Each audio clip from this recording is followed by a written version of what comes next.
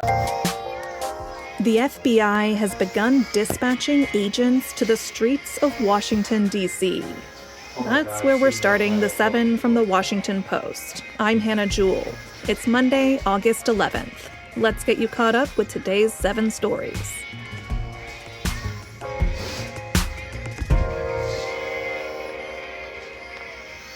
On social media yesterday, President Donald Trump teased a potential crackdown on the nation's capital. Over the years, Trump has repeatedly threatened a federal takeover of Washington, D.C. He has also often complained about the city, making it sound like a very unpleasant place. Here he is just last week talking to reporters at the White House. The graffiti that you see, the papers all over the place, the roads that are in bad shape, the medians that are falling down, the median in between roads that's falling down. We're going to beautify the city. We're going to make it beautiful. Most of all, Trump has portrayed D.C. as rife with violence. That's despite police data that shows a significant decrease in violent crime since 2023. In recent days, the administration also authorized up to 120 FBI agents to work overnight shifts for at least 1 week in D.C. And yesterday, Trump teased a potential clampdown on the city. He said he plans to, quote, immediately clear out the city's homeless population. Trump has previously threatened to call up the National Guard, and he'll be holding a news conference about his next moves in the Capitol today.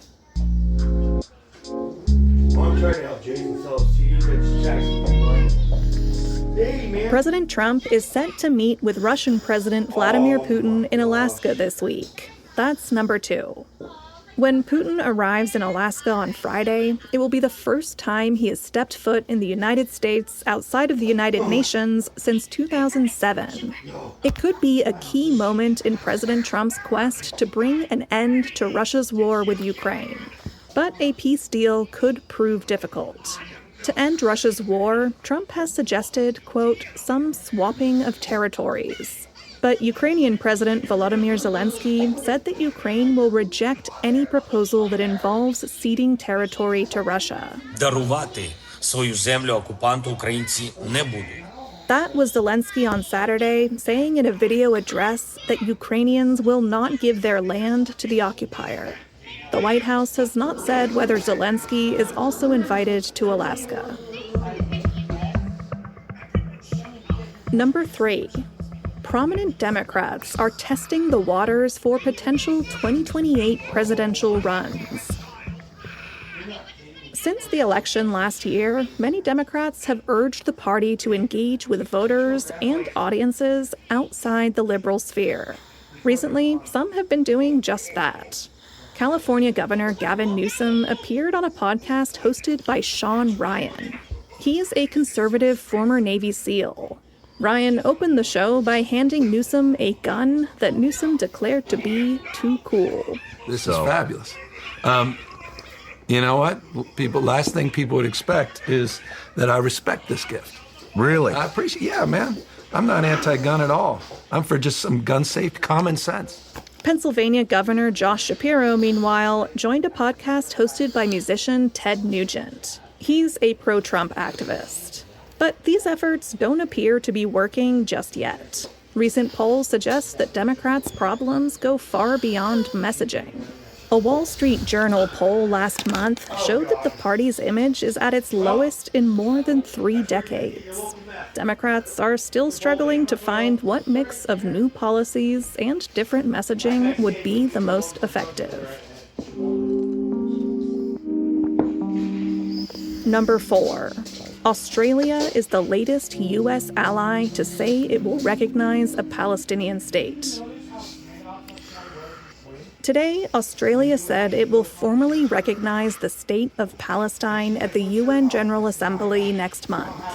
Just across the Tasman Sea, New Zealand also said today it is considering recognition too. The announcements follow similar recent moves from Canada, France, and Britain. They join more than 140 countries which already recognize a Palestinian state. And on Friday, Germany said it was suspending arms shipments to Israel. These decisions come in response to the unfolding humanitarian crisis in Gaza under Israel's blockade and bombardment. Just yesterday, an Israeli strike killed several Palestinian journalists, including Al Jazeera correspondent Anas Asharif. The 28-year-old had reported from northern Gaza over the past 22 months. Israel does not allow international reporters into Gaza. More mothers are leaving the workforce. That's our fifth story. During the coronavirus pandemic, remote work arrangements and flexible schedules lured mothers back to the labor force. But a new analysis of federal data shows that large numbers of them are leaving their jobs this year. The share of mothers ages 25 to 44 with young children in the workforce has fallen nearly every month this year. It's dropped by nearly 3 percentage points between January and June. Now it's at the lowest level in more than 3 years. There are a few potential reasons for the decline. One is the end of flexible work arrangements. Major corporations and government agencies are now requiring employees back in the office 5 days a week. Sweeping federal layoffs have also been a setback for women in particular. Some women leaving their jobs also cite changing workplace cultures that they say value women less.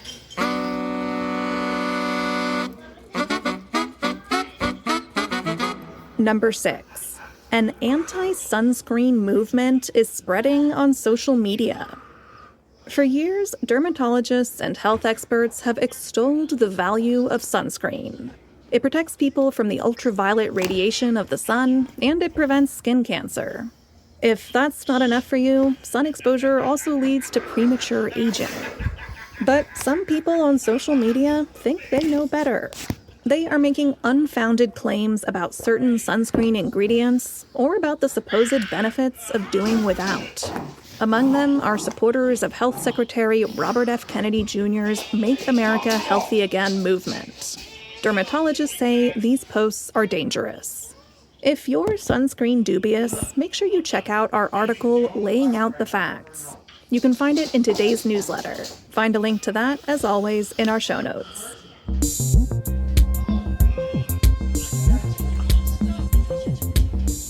And at number 7, Wikipedia editors are fighting a war against AI slop.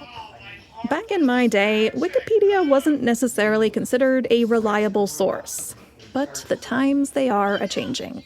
The free online encyclopedia has long prized itself on its community and reliability, but it's facing a new threat from suspicious edits, made-up citations, and AI-written articles. Volunteer editors are working around the clock to fight back. And this month, Wikipedia amended a policy to allow editors to quickly junk articles with obvious hallmarks of AI-generated writing. And Wikipedia bans the use of AI-generated images. You may also spot new warning labels flagging AI-generated content.